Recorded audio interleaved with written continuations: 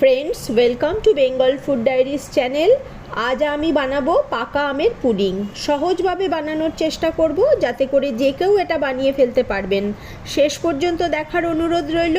ভালো লাগলে একটা লাইক করবেন, চ্যানেলে নতুন বন্ধু হলে চ্যানেলটিকে সাবস্ক্রাইব করে আমাকে সাপোর্ট করবেন। দুটো আম নিয়ে নিয়েছি, এবার টুকরো করে কেটে পাল্প বার করে নেব। একটা ডিশে দুধ জাল হতে বসিয়ে 5 মিনিট জাল হতে দিতে হবে। বেশ ঘন হয়ে এসেছে, এবার দেব কিছুটা গুড়।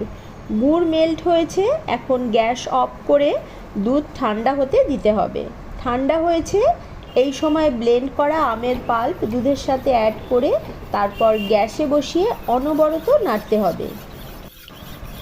বাটিতে কিছুটা দুধ সাইড করে রেখেছিলাম, ওরই মধ্যে 3 টেবিল স্পুন কর্নফ্লাওয়ার দিয়ে একটা স্লারি বানিয়ে নেব। এবার স্লারিটা আম দুধের মিক্সচারে ঢেলে অনবরত নাড়তে হবে। এই সময় গ্যাস অবশ্যই মিডিয়াম টু লোয়ে রেখে নাড়াচাড়ার কাজটা করতে হবে, নইলে ডেলা পাকিয়ে যেতে পারে।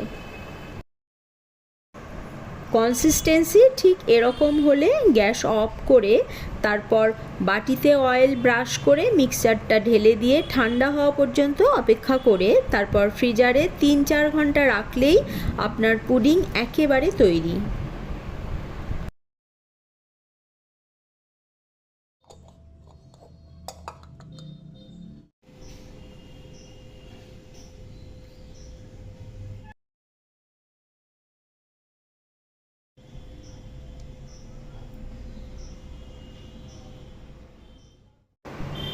ম্যাঙ্গো পুডিং ভালো লাগলে লাইক, শেয়ার, কমেন্ট করতে ভুলবেন না।